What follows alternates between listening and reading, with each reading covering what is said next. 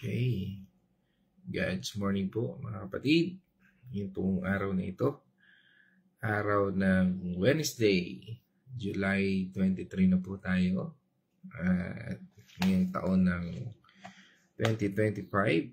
At sa ating araw na ito, tayo po ay tutungo sa ating talata mula po sa 1 Samuel 2 verse 2. No?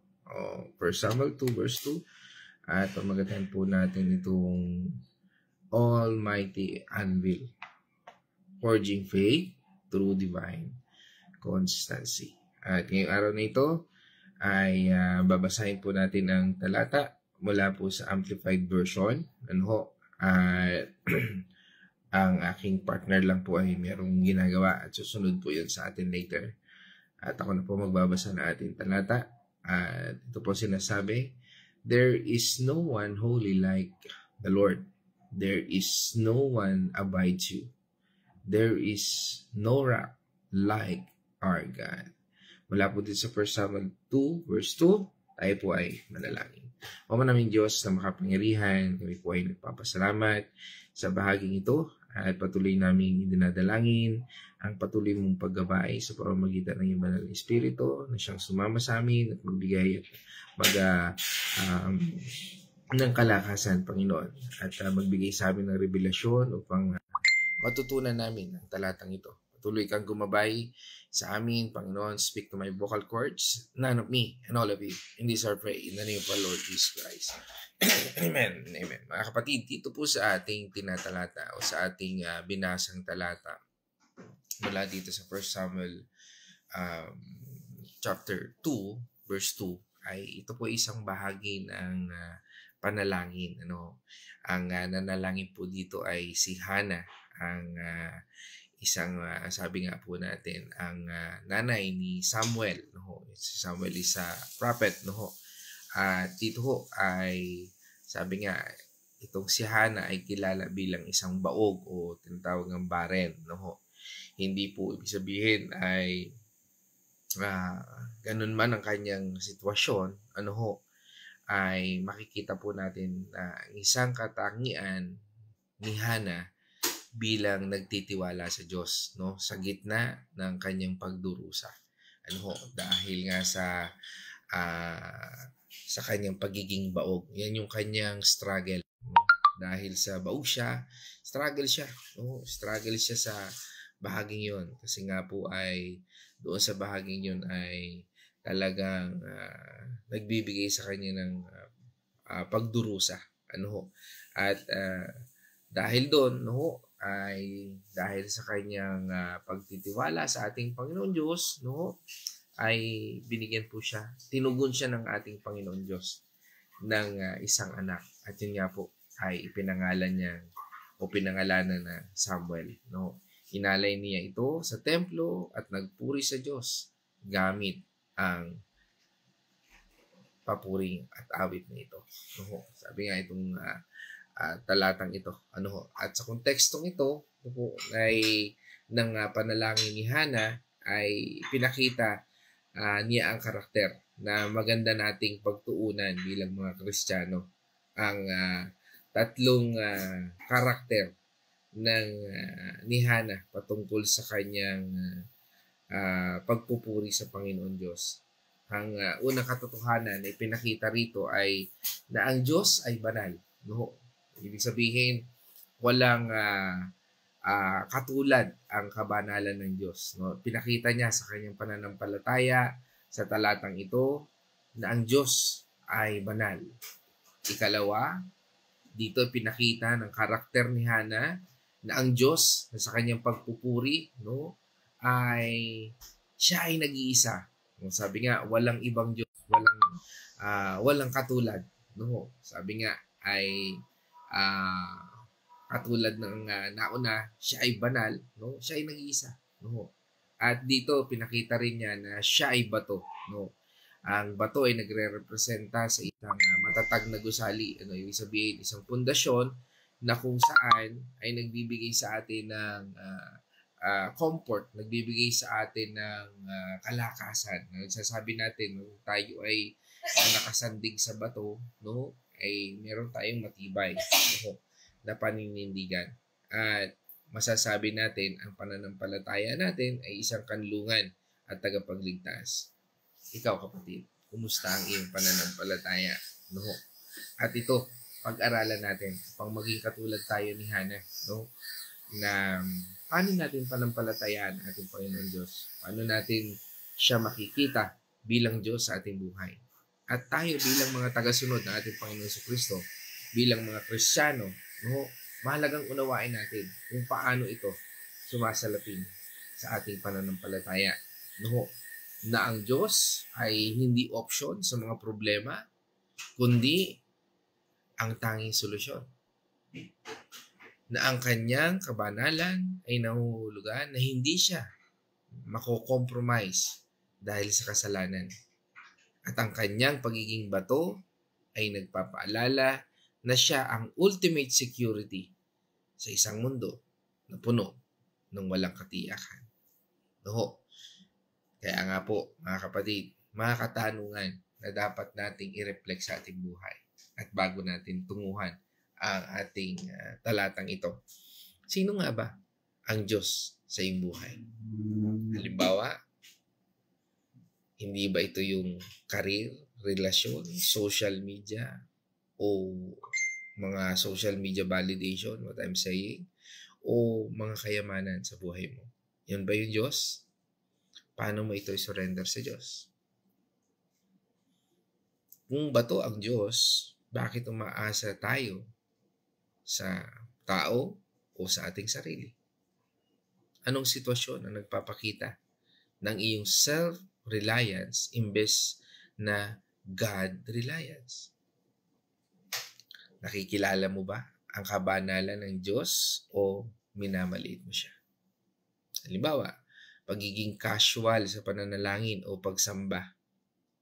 Sabihin ng casual, parang normal na lang ito sa'yo. O parang routine na lang ito ng buhay mo. O masasabing minsan pagtrato sa kasalanan na parang hindi naman ito malala, okay lang. No, imbis na Lord, tulungan mo ako na magkaroon ng kalakasan. Sa bahagi ng buhay mo, kailangang maghari ang Diyos bilang mighty anvil. No, sabi nga, ay maganda yung title no? Almighty Anvil. No, bakit? Anong brokenness o pagsubok ang kailangang ihugis ng Diyos para mabago ka? O para mabago tayo? Paano tayo magiging living testimony ng katotohanang walang katulad ng Diyos? Anong lifestyle o salita ang magpapatunay na siya ang tunay na Diyos para sa atin? Mga kapatid, mga katanungan na kailangan nating i-reflect sa ating buhay. Kung ninanais nating patuloy tayong lumago sa pananampalataya at maging victorious sa mga kasalanan, karumihan, kakulangan natin sa ating Panginoon Diyos. Dahil lahat tayo, aminado tayong kulang sa ating Panginoon Diyos. Pero paano natin lakaran ito? Ito yung katugunan. Katulad ng pananalangin ni Hannah, ang pagtitiwala niya sa Diyos nandoon. Kaya nga, sa unang bahagi ng talata, makikita po natin doon na ang ito po ay nagtatampok no, sa kabanalan ng Diyos. Pinakita dito sa unang bahagi ng talata kung gaano nga ba kabanal ang Diyos. Sinasalamin nito ang kanyang pagiging walang kasalanan at ang ganap na hiwalay mula sa lahat ng iba pang nilalang. Sa pananaw natin bilang mga Kristiyano o mga tagasunod na ating Panginoon Kristo o follower of Christ, no, ang pagkilala sa kabanalan ng Diyos ay nagpapakita ng ating pangangailangan na lumapit sa Kanya. Sa paanong paraan? Sa pagpapakumbaba. Dahil tayo ay hindi perpekto. at maaring puno ng kasalanan. Ang mga maling pag-uugali natin na dapat iwasan ay ito po yung mga pag-aakalang makakaya natin ang mga bagay na hiwalay sa Diyos, na nagiging sanhi ng pagmamataas at kawalan ng pagkilala sa ating mga limitasyon. Tandaan po natin, we are human, we are limited. Kaya kailangan natin ang Diyos na limitless sa ating buhay. Kaya nga paalala sa atin ang Proverbs 16 verse 18. Ang kapalalo ay humahantong sa pagkawasak at ang pagmamataas na isipan ay ibabagsak. Ayun. Sabi nga yun yung pride. Kapag iniisip natin na kaya nating gawin ang mga bagay nang walang tulong ng Diyos, nagiging mapagmataas tayo. Ang maling pag-ugaling ito ay nagiging dahilan ng ating pagbagsak. Dapat nating tandaan na ang ating mga limitasyon ay bahagi ng ating pagkatao. It's a part of our life. At ang Diyos ang nagbibigay sa atin ng lakas at karunungan para malampasan ang mga pagsubok na ito. Remember, sabi ng ating Panginoong Jesucristo, di ba? Isang paalala sa atin na nagpapakita sa at patunay sa bahaging ito, yung sa John 15 verse 5, yung I am the vine. Sige, tunguhan natin. John 15 verse 5. Ako nga ang puno ng ubas at kayo ang mga sanga. Ang nananatili sa akin at ako ay sa kanya. Ang siyang nagbubunga ng sagana sapagkat wala kayong magagawa kung kayo'y hiwalay sa akin. No? Ganda ng huling bahagi. Apart from me, you can do nothing. Sabi sa atin ng ating Panginoong Jesucristo. At dito nagpapakita po sa atin na sa talatang ito, sinasabi sa atin ng ating Panginoong Hesus na wala tayong magagawa kung tayo ay hiwalay sa Kanya. Kaya kailangan natin ang involvement ng ating Panginoong Jesucristo sa ating buhay sa pamamagitan ng Banal na Espiritu. Ang pag-aakalang kaya nating isagawa ang mga bagay na hiwalay sa ating Panginoon ay nagiging sanhi ng pagkakaroon ng, sabi nga, false sense of security.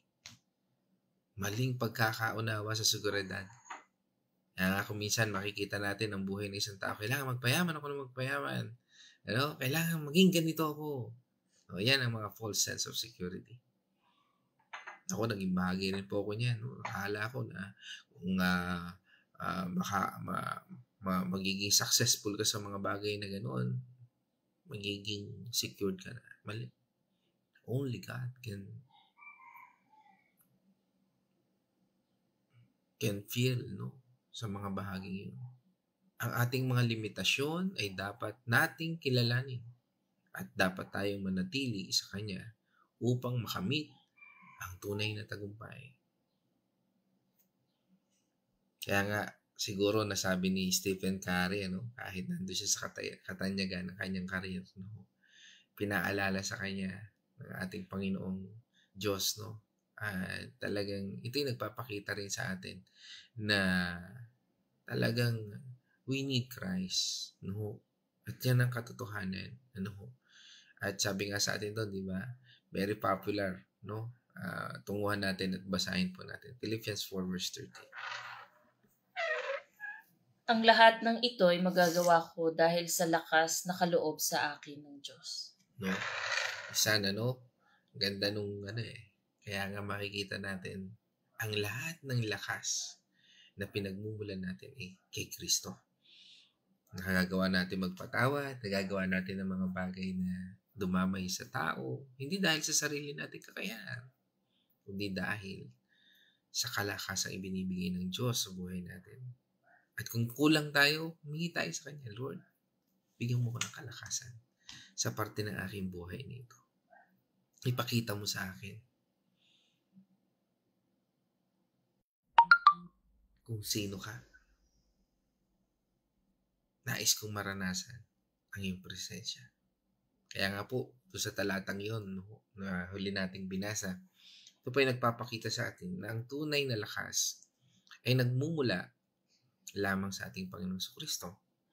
Ang maling pag-ugali na iniisip natin kalimitan dyan, no, ay sabi nga ay na ang lahat sa ating sariling kakayahan ay nagiging sanhi ng pagkahiwalay sa ating Panginoon Diyos. Ibig sabihin, sa buhay natin, pagka minsan parang naging jack of all trades na tayo. Parang lahat kaya natin. Flexible tayo sa lahat. Minsan nagiging dependent tayo doon sa bagay na ay kaya ko naman pala lahat. Nagagawa ko naman pala lahat. It's, Lord, leave it to me. No, parang ganun. Hindi po eh. Kasi ang gusto ng Panginoon Diyos, partnership. Partner natin siya. Kaya nga po, sa halip, dapat po tayong umasa, no, sa Kanya. Upang makamit natin ang mga bagay na tila imposible. No, mga bagay na minsan akala natin simple, pero minsan mas makikita natin the brighter side. Ay, kaya pala ito pala ang purpose ng Lord sa buhay ko. Bakit niya ipinakilala, ipinakita, ipinaranas sa mga buhay ang mga karanasang ito sa aking buhay ay upang makita ko yung brighter side, yung plano ng Diyos sa buhay ko.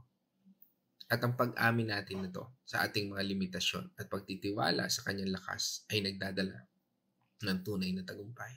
Katulad ni Hannah, no, sa kanyang panalangin, no, nagbigay sa kanya ng tagumpay. Kaya nga rin isang paalala sa atin ng James 4 verse 6.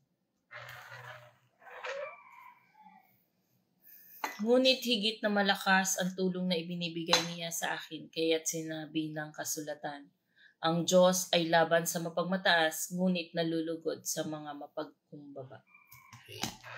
Kaya nga po lagi natin i-take note sa ating sarili na kung pag tayo minsan ay lumalampas doon sa pedestal na kung minsan ay hindi naman para sa atin, ibaba natin yung sarili natin.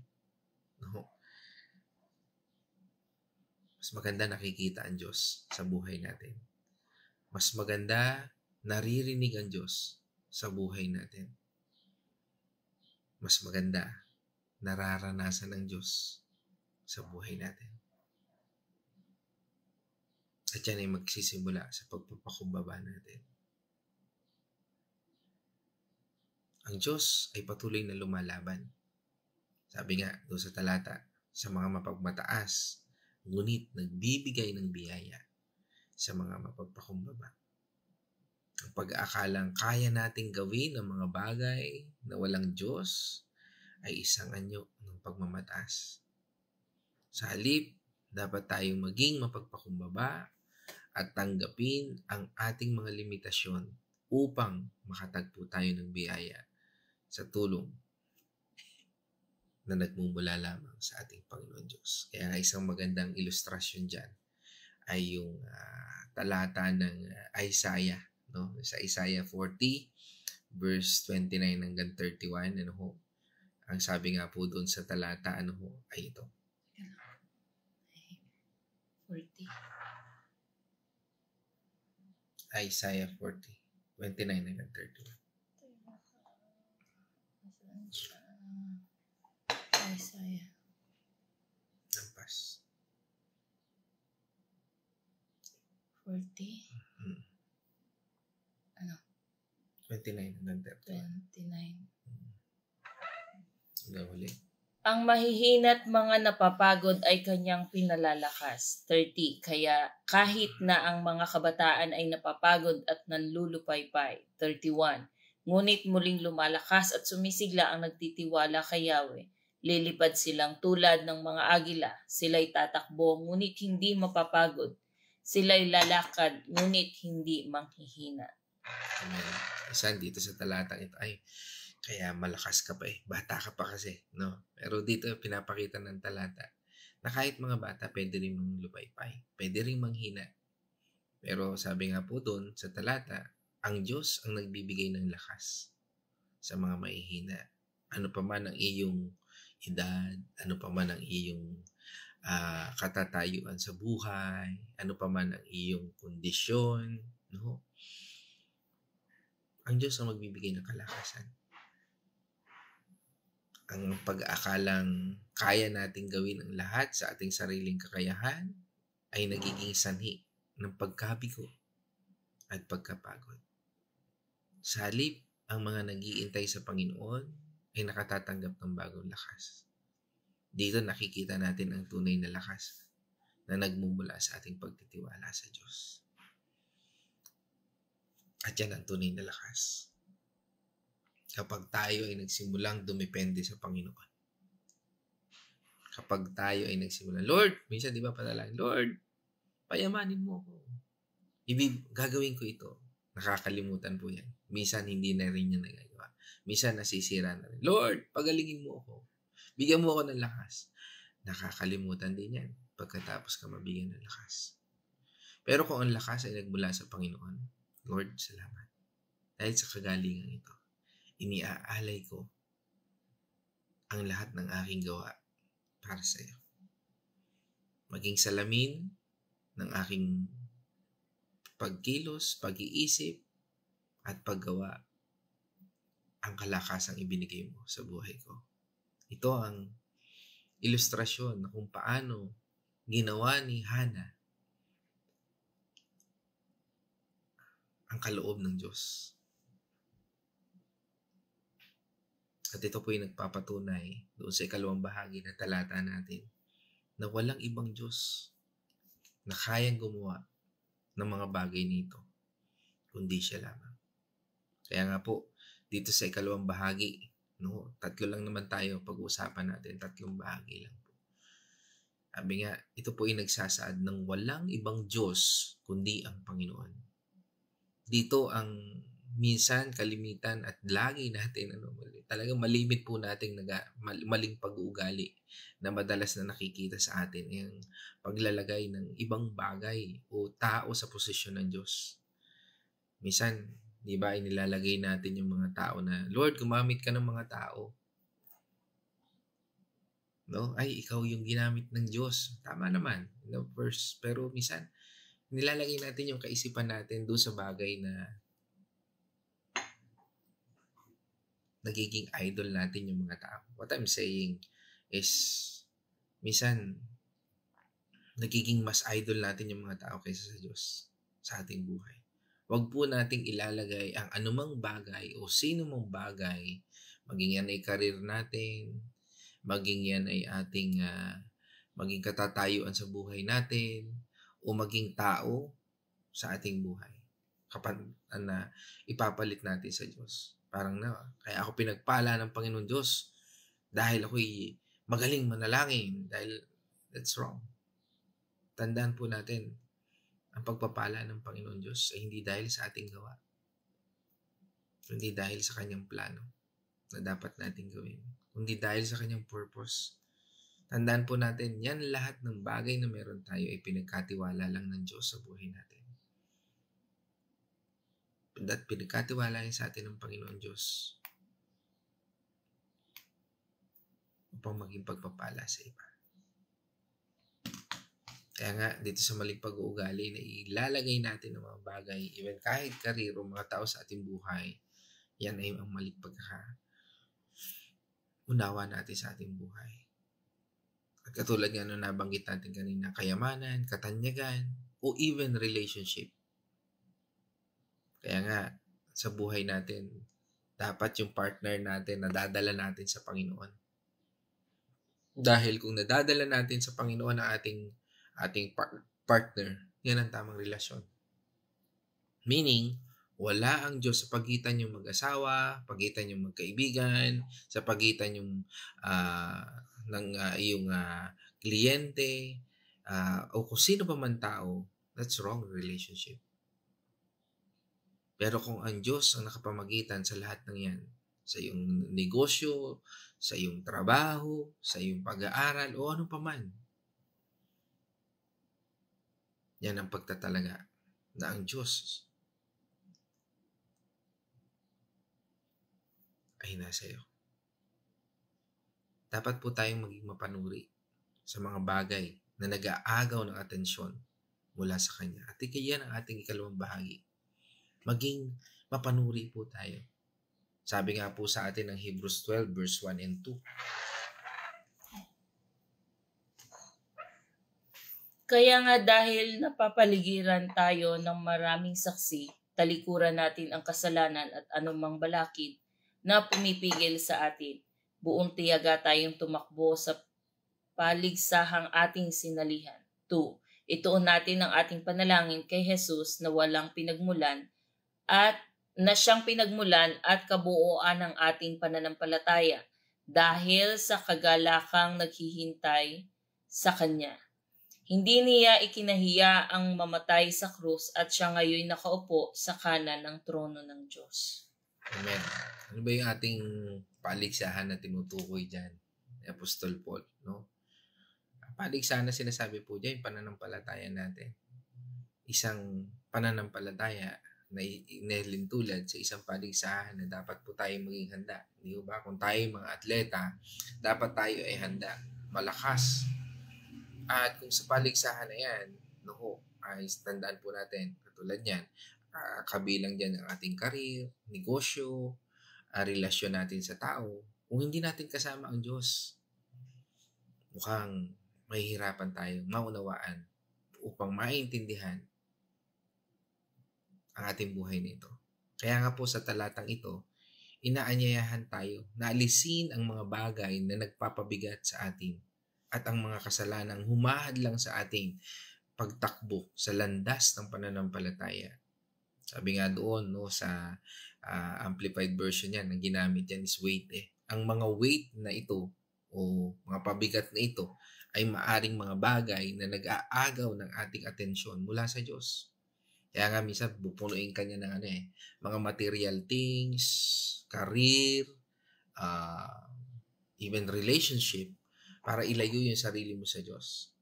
Pero hindi ganun ang gusto ng Panginoon Diyos. Again, hindi masama ang career dahil yan ibigay rin ng Panginoon Diyos. Hindi masama ang mga material things dahil bigay din yan ng Diyos. Hindi masama ang relationship kung yan ay tama, dahil bigay din yan ng Panginoon Diyos. Pero kung tandaan mo, kung wala ang Panginoon Diyos, it will twist to idolatry. Marami ang mga tao at mga Kristiyano ngayon. Sabi nga, sa aming patuloy na paglalakbay o sa ating patuloy na paglalakbay, marami tayong nakakahalubilo. Minsan, dumating kami sa punto na dumadating kami sa mga birthdayhan, Minsan may makakikilala kay ibang tao. Ay, Pastor, dati po yung born again. Ay, bakit naman dati? O dati po yung mananampalataya. Ano nangyari? Kaya nga, napakahalaga po ng relationship. At tayo ay sabi nga, hindi naman tayo superhero. Isa kailangan na lang din natin ipanalangin para makabalik sa Panginoon. Pero, sabi nga, ay napakahalaga po ng bagay nito. At ito ay nagpapaalala lamang po sa atin na kung tayo ay malayo sa Panginoon, hindi natin makikita ang mga puntong ito. Dapat tayong maging mapanuri at suriin natin ang mga prioridad upang makatuon tayo sa ating Panginoong Hesus. Ang ating tunay na layunin. That is the real purpose. Maaring nagawa mo na ang lahat. Maging tagumpay ka sa buhay nito. Pero malayo ka sa Panginoon Diyos. Sabi nga, what can man profit? Anong mapapala ng isang tao kung ang lahat ng bagay na nasa iyo na, pero wala naman sa iyo ang Diyos. Nakakatakot. Dahil kami nga po ngayon ay mamaya, pag-uusapan din po namin yung patungkol sa end times, nasa Titus, nasa Titus, ano pa pala tayo? Titus 4 na ba tayo? Okay. So, pinatutungkulan dito yung mga ugali, At ngayon dito sa ating pananambahan, napakahalaga po na maging yung ating karakter sa ating Panginoon Diyos, ang pagkilala natin sa ating Panginoon Diyos, ang siyang nagsisilbi na nagiging bahagi ng ating pamumuhay. Kaya nga po, kabilang din dito yung dapat tayong maging mapanuri. Sabi rin sa ating Panginoon Jesucristo sa Matthew 6, verse 21, sapagkat kung nasaan naroon ang iyong kayamanan, naroon din ang iyong puso. Sabi nga, kung mas pinahalagahan mo ang mga bagay na ito. No? Sabi, ang kayamanan mo ay maaaring salapi, no? Maaaring karir, no? Nandun din yung puso mo. Kaya nga sabi ng Panginoon, you cannot serve two masters. Dapat po tayong maging mapanuri kung ano ang ating pinahalagahan. At tiyaking ito ay nakatuon sa ating Panginoon Diyos upang hindi po tayo malihis ng landas sa panawagan ng ating Panginoon Diyos. Who knows? No? Hindi natin alam na kung tayo ay gigising pa. Walang nakakaalam yan. Only God knows. Kaya paalala rin po sa atin ng 1 John 2, verse 15 hanggang 17. Huwag ninyong ibigin ang sanlibutan o ang mga bagay na nasa sanlibutan. Ang umiibig sa sanlibutan ay hindi umiibig sa Ama. Ang lahat ng nasa sanlibutan ay masasamang nasa ng laman at ang lahat ng nasa mata at ang pagmamalaki sa mundong ito ay hindi magmumula sa Ama kundi sa sanlibutan. 17. Hanggang 15 lang? Hanggang 17. 17. Mawawala ang sanlibutan at ang lahat ng kinahuhumalingan nito, ngunit ang mga sumusunod sa kalooban ng Diyos ay mabubuhay magpakailanman. Sabi nga, huwag nating sayangin ang paghihirap na meron tayo. No, bakit? Papakahirap tayo sa mga material things dito sa mundong ito. Pero again, sabi nga nung talata, lahat ng ito ay mawawala. No, pagpikit na mata natin, hindi na natin makikita yan. At ang masakit nun, kung imumulat uli ng Diyos sa ating paningin, kalimitan, pinagkakaguluhan pa yan. Mga kamag-anak, whatsoever. Kaya nga mga kapatid, dapat tayong maging mapanuri at suriin ang ating mga pagnanasa upang matiyak ang ating puso na nakatuon sa kalooban ng Diyos. Yan ba'y kalooban ng Diyos sa iyo? Na nagdudulot ng pamatagalang buhay. Again, ulitin ko po, hindi masama ang magkaroon ng mga bagay na ito. Pero kung nasa iyo man ang mga bagay na ito, pero kung malayo ka sa Panginoon Diyos, wala halaga ang lahat ng ito.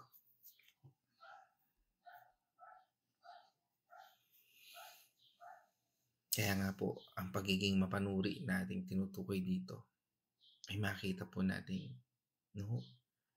nakatuon tayo sa ating Panginoon Diyos. Hindi sa mga bagay. Kaya nga po sinasabi rin sa atin ng Colossians 3 verse 2. Ang mga bagay na panlangit ang isiisip ninyo, hindi ang mga bagay na panlupa. Yan po ang laging sinasabi ng ating Panginoon. Isipin natin ng Diyos, bakit kaya ito binigay sa akin ng Panginoon Diyos? Bakit kaya inayaan ng Panginoon Diyos na magkaroon ako ng ganito? Do you think gusto lang ng Panginoon Diyos magpakasasa ka sa buhay mo? Gamitin mo yan para lalo ka magkasala? No. Binigay sa iyo ng Panginoon Diyos ang mga bagay na yan upang maging tila anvil siya. Maging masos siya sa buhay mo. To shape you.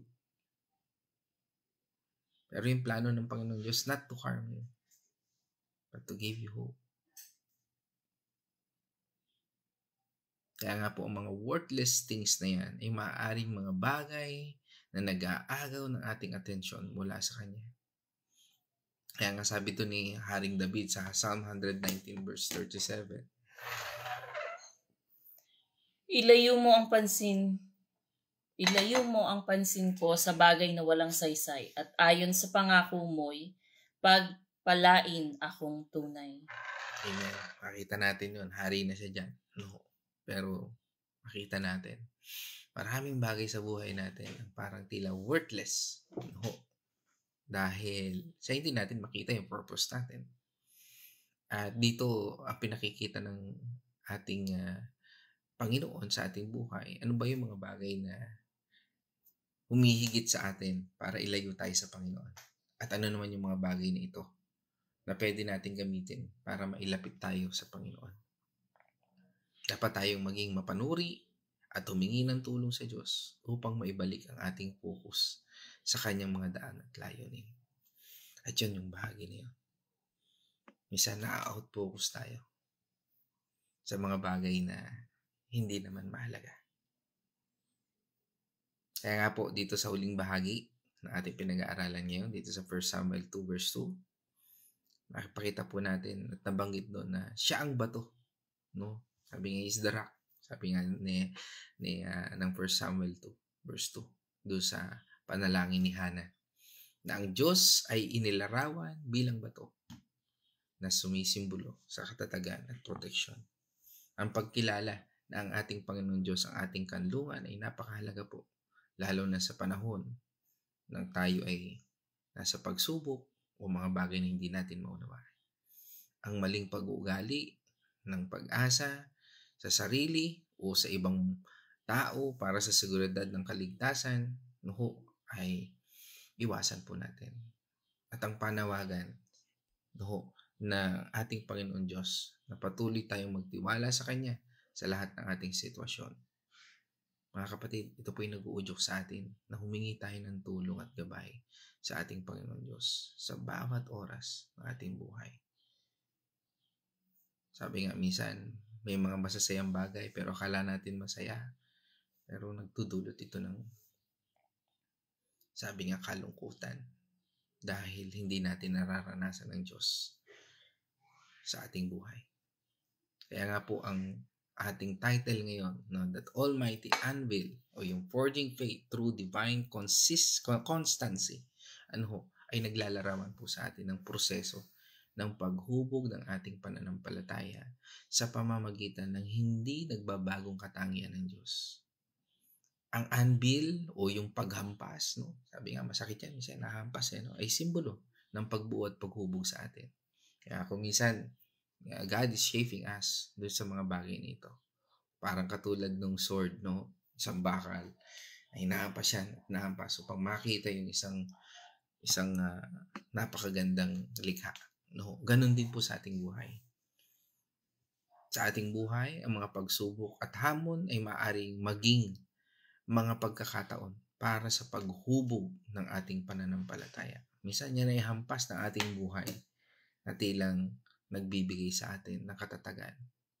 Ang pagtanggap sa kabanalan ng Diyos, ang pagkilala sa Kanya bilang nag-iisang Diyos, at ang pagtitiwala sa Kanya bilang ating bato ay nagtutulak sa atin upang maging mas matatag sa ating pananampalataya. Mga kapatid, sa aking pagtatapos sa panalangin po ni Hannah na ating binasa ay hindi lang papuri. Isa po itong paninindigan sa laban ng maling pag-asa at ideolohiya. Manindigan po tayo. Bilang mga Kristiyano o tagasunod ng ating Panginoong Jesucristo, tayo po ay tinawag na una, magsiyasat ng ating puso. Ibig sabihin po nito, alisin natin ang anumang sumasakop sa lugar ng Diyos. Ibig sabihin, kung nandyan ang mga material things, na ibig sabihin, hindi masama material things, again pero kung mas iniibig mo na yung material things over God, mali po yun. Siyasatin po natin ating puso. Dalawa, magtiwala sa Kanyang kabanalan. Tanging ang kabanalan ng Diyos lamang ang paraan at ang pinakamabuti sa ating buhay. Katlo, maghubog sa ating pananampalataya. Hubugin po natin ang pananampalataya sa Kanya. Hayaan natin na itulak tayo ng Diyos sa pananampalataya. At gamitin ang mga pagsubok para palakasin tayo. Tandaan po natin, panghuli, ang tunay na pananampalataya ay hindi takot na mahubog. Ibig sabihin, hindi tayo takot na harapin yung ating mga pagsubok, mga sitwasyon. Dahil ang Diyos, ang ating anvil, siya ang humahampas sa atin. Siya ang humuhubog sa atin. Isipin natin kung bakit nararanasan natin yan, ay dahil inuhubog niya tayo. Ginagawa niya tayong sandata. Ginagawa niya tayong mga armas. Ginagawa niya tayong sword. At yun yung Kanyang salita. Dahil ang Diyos, ang ating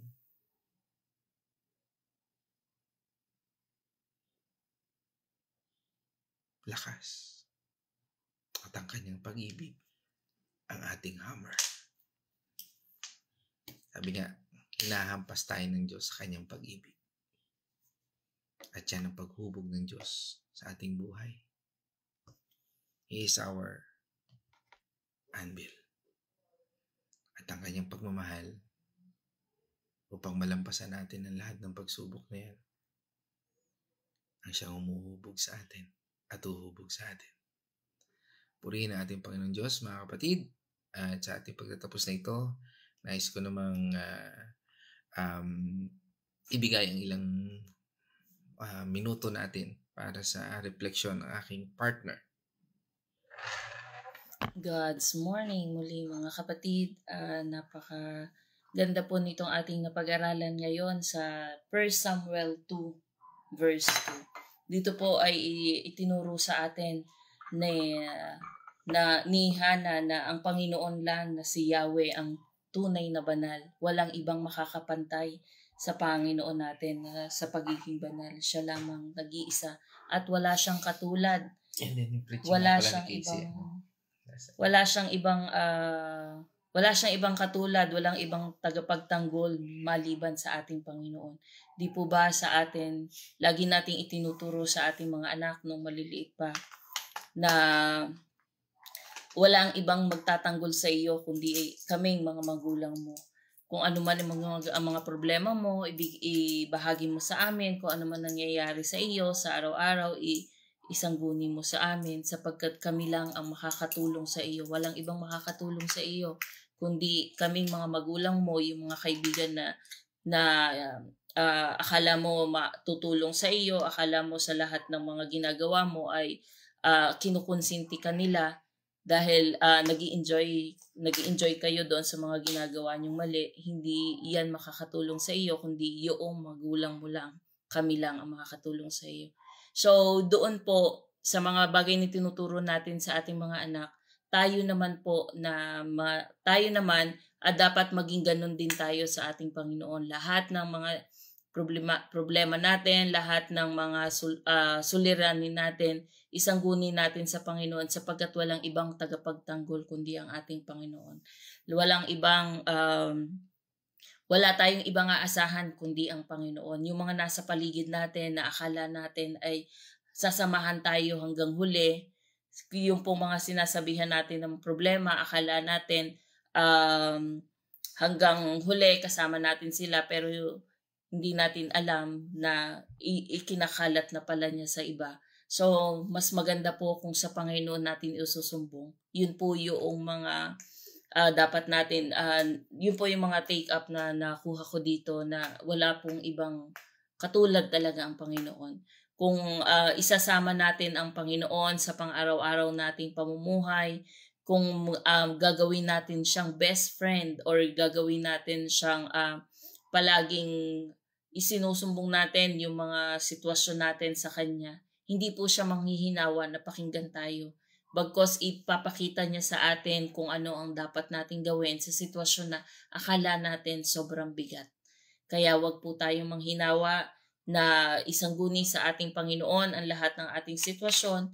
Kung ito man ay maganda o hindi maganda, kung ito man ay nakamit natin yung mga minimiti natin, o hindi man natin nakakamit pa at nag-aantay pa tayo, wag po tayong bibitaw sa ating Panginoon sapagkat ang Panginoon lang po talaga ang nakakaalam kung anong mangyayari sa buhay natin at kung ano ang dapat nating gawin. Kaya po patuloy tayong gawin natin yung mga bagay na nakakalugod sa ating Panginoon.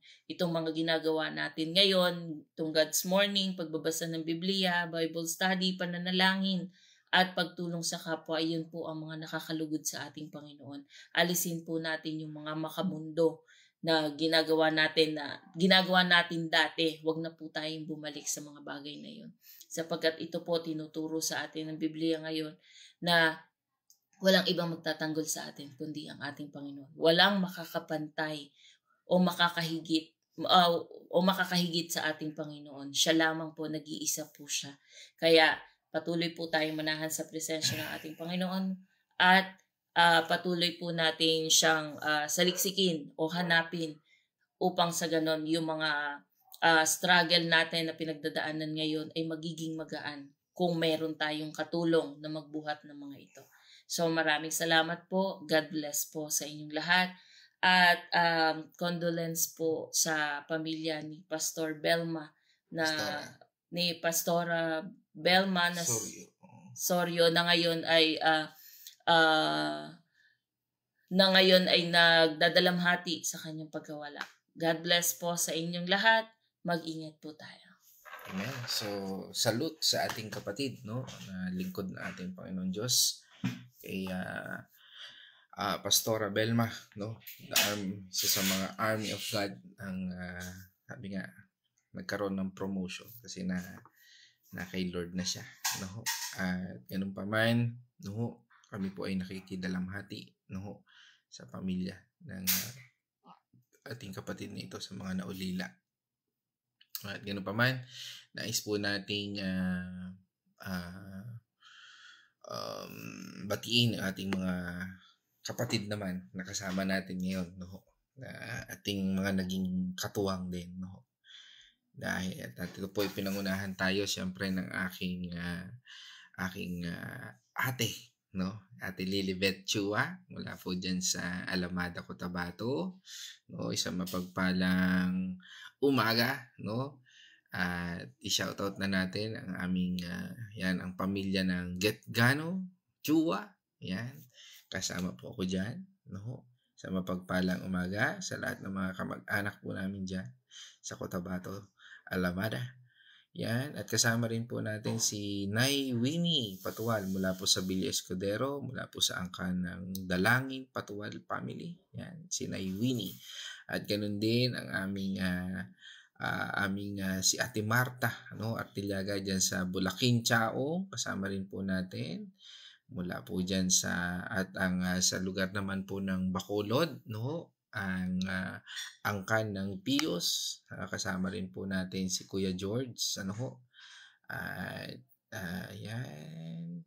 At syempre ang aking magandang nanay, no ho? Mula po sa angkan ng Getgano Mercado dyan sa Santa Rosa, Laguna, ang lugar ng pag may ulan, jet ski ang dalhin. Joke lang. No, binaha yata. Hindi naman doon sa amin, no? Pero nabalitaan ko lang sa Facebook. Anyway, so isang mapagpalang umaga, aking nanay na maganda, at binabati ko ang aming angkan, Getgano Mercado. Yan. At yan, mula naman po sa lugar ng Liliw, ay kasama rin po natin mula sa angkan ng Arocena, sa pangunguna po ni Nay Edna. Yan. At yan. At syempre kasama rin natin ang Kuya Chris diyan sa Bulakin, no? Ang angkan ng Silang Artillaga. Yan, ang Kuya Chris diyan sa Bulakin, Chao. At syempre kasama rin natin si Sister Alma Tatel diyan sa Lipa, Laguna, at buong angkan ng Tatel. Yan, patiin na natin. Sino pa? Kasama rin po natin ang angkan ng mula po sa Bae, Laguna, ang angkan ng Biray, no? At Perez, no? Perez Biray, angkan. Pangunguna po ni Sister Grace, isang mapagpalang umaga kapatid. Nawa ay makati nagdadrive na, no? Ingat-ingat sis, at may bagyo pa yata, no? At baha pa yata sa Maynila. Ingat sa pagmamaneho. Yan. Yan. Kasama rin natin ang aking pamangkin, no? Ang aking inaanak at pamangkin, no? At lingkod din ng ating Panginoon Diyos, si Engineer Job Padilla Sabado. Yan. Yan, kaya batiin natin ang pamilya at angkan ng Padilla Sabado sa mapagpalang umaga sa iyo. Yan. Kay Engineer Jovelyn o Job Padilla Sabado. No? Yan. That's all mga kapatid. Yan. So, I hope nabati ko lahat. Again, isang pakikiramay mula po sa amin sa Proper Speed Life Ministry sa buong pamilya ni Pastora Belma Suryo, no? At dalangin po namin ang comfort, no? At kay Pastora Belma, I'm sure, no, na rest assured na ang Diyos ay kapiling na po siya, no? Dahil sabi nga, sino mang sumampalataya, maniwala na si Kristo ay Panginoon tagapagligtas ng ating buhay, tayo po ay makakapiling ating Panginoon Diyos. At isa po ako sa saksi sa nakita kong pananampalataya at patuloy na pagkilos sa buhay ni Pastora Belma. At isang karangalan na siya po ay makasama. At sabi nga, salute, no, sa ating kapatid na ito. At sa kanyang tagumpay, tanging ang Diyos ang nakakaalam, no? At sabi nga ay purihin natin ating Panginoon Diyos. At that's all mga kapatid. Diyan po tayo magtatapos at tapusin po natin sa ating panalangin. Tayo po ay manalangin. O Ama naming Diyos na makapangyarihan, salamat Panginoon sa aral at patnubay na iyong hatid Panginoon sa araw at na ito. Mula po sa aming talata na napag-aralan mula sa iyong salita sa 1 Samuel 2 verse 2, pinamagatang Almighty and be Lord for urging faith through divine constancy. Lord, salamat Panginoon sa patuloy mong pagpapaalala sa amin kung paano namin dapat ilagay ang iyong presensya sa aming buhay, sa isip, sa salita at sa gawa, na siya namin dapat Panginoon lakaran at dapat namin Panginoong panghawakan. Tulad ng mga talatang ito, mga aral na ito na aming nasumpungan, kami po ay nagpupuri at nagpapasalamat dahil ikaw ang Diyos na banal, ikaw ang Diyos ng katatagan at ikaw ang Diyos na kailanman ay hindi kami paiiwan at pababayaan. Ikaw din po yung Diyos na siyang patuloy na nagpapaalala sa amin upang lakaran namin ang pananampalatayang ito, upang lakaran namin ang katwirang ito. Kami po Panginoon ay patuloy na sumasamba, nagpupuri sa iyong pangalan at dalangin po namin Panginoon na iiwas niyo po kami sa anumang bagay na nakapagpapalayo sa iyo. Patuloy niyo po kami Panginoong hubugin ng naaayon sa iyong kalooban. Ang paghampas, Panginoon, sa aming buhay ay nagpapakita na ang iyong panghampas ay ang pag-ibig. Salamat, Panginoon, dahil itong ginamit mo upang kami ay hubugin ang pagmamahal. Salamat, Panginoon, dahil ito ay nagbibigay sa amin, Panginoon, ng kalakasan na sa bawat paghampas sa aming buhay, ito ay nagbibigay sa amin ng katatagan. Nagbibigay ng kalakasan, nagbibigay Panginoon ng armas sa aming buhay upang lubos ka naming makita at maranasan. At dalangin po namin Panginoon sa oras at araw na ito sa aming mga kapatid na nalulungkot, nalulupaypay, Panginoon, bigyan mo po Panginoon ng comfort at kalakasan. Lalo na sa pagkawala ni Pastora Belma, kami po Panginoon ay patuloy Panginoon na humihingi sa iyo ng kalakasan. Humihingi sa iyo, Panginoon, ng katatagan. Lalo na sa pamilya ng aming kapatid na ito. Patuloy niyo po Panginoon ipakita ang iyong banal na purpose Panginoon sa bawat isa sa amin. At dinadalangin din namin aming mga kapatid na may karamdaman. Lord, patuloy namin idinadalangin ang iyong kabutihan. Na ikaw yung Diyos, Panginoon, na nagbibigay ng lakas. Ikaw yung Diyos na nagbibigay, Panginoon, ng katwiran. Bigyan mo kami, Panginoon, ng isang focus, Panginoon, na nakatalaga lamang sa iyo. Ituring mo, Panginoon, na tulungan mo kami, Panginoon, na maituon namin ang mga bagay na meron kami sa iyong kaluwalhatian. Kalooban mo kami ng wisdom, understanding upang magampanan namin, Panginoon, ang tungkuling ito. Ilapit mo po kami, Panginoon, sa iyong kabanalan. Huwag mong gamitin ang mga material na bagay sa aming buhay, mga tao sa aming buhay upang mapalayo sa iyo, Panginoon. But bagkus, Panginoon, dalangin namin na mapalapit kami sa iyo.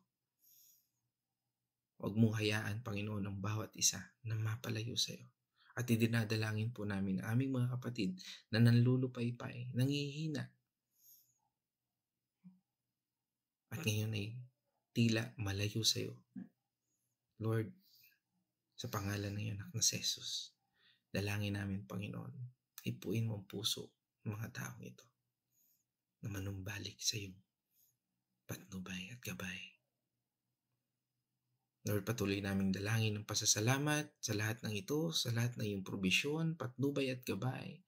Lord, gamitin mo po ang aming sitwasyon, ang aming hanap buhay, ang aming lakas, ang aming isipan, ang aming puso, at ang lahat ng mga bagay na meron kami upang maluwalhati ka sa aming buhay. Pagliwanagin mo po ang iyong ilaw at gamitin mo kami bilang asin sa lahat ng bahagi ng buhay namin ito upang magamit sa iyong kaharian. Again, O God, we thank you and we praise you. In this I pray, in the name of our Lord Jesus Christ. Amen and amen. Mga kapatid, let us shout the shout of victory. Christ has died. Christ has died. Christ has risen. Christ has risen. Christ will come again. Christ will come and again. Together, And together we are for Christ. Christ. God's morning, everyone. See you later nga pala sa aking mga ka-Bible study. Mamaya po kami ay nasa Titus na. Titus chapter 3? 4. No? Titus chapter 4 na po kami. At kung gusto nyo pong mag-join, i-PM nyo lang po kami o kaya kahit po dito sa messenger para mai-add po namin kayo dun sa GC. Sama-sama po nating pag-aralan ang chapter na ito. Per chapter po ang ginagawa namin kasi layunin po namin matapos ang Bible, no, from Old Testament to New Testament. Kami po ay nasa Titus na, no. Nandoon na po kami sa end of times, no. Pag-aaral na po tayo ng eschatology at mga karakter ng dapat tinataglay ng bawat Kristiyano. Kung gusto niyo pong matutunan, sama-sama po tayo. Pag-aralan po natin. At isa pong invitasyon ito. No, mamaya pong gabi, alas 8, meron po tayong lakas para po tayo ay matuto. Sama-sama po tayo. At purihin ang ating Panginoon Diyos. That's all. God's morning, everyone.